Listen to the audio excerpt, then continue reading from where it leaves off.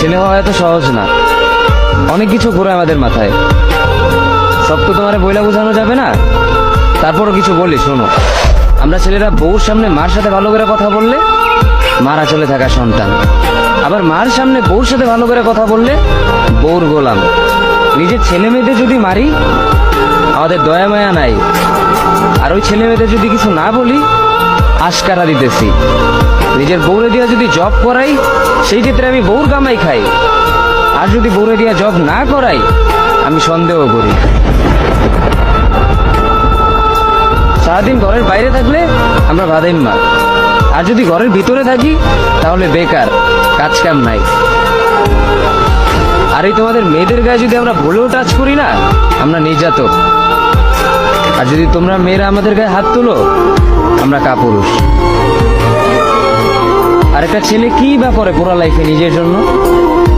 মার ওষুধের থেকে শুরু করে বউ বাচ্চার প্রত্যেকটা সব পালন করার দায়িত্ব একটা পুরুষের। কিন্তু কি লাভ এত কিছু কইরা? দিন শেষে একটা ভুল করলেই সবাই ভুলা যায় যে কে কি করছে তার জন্য।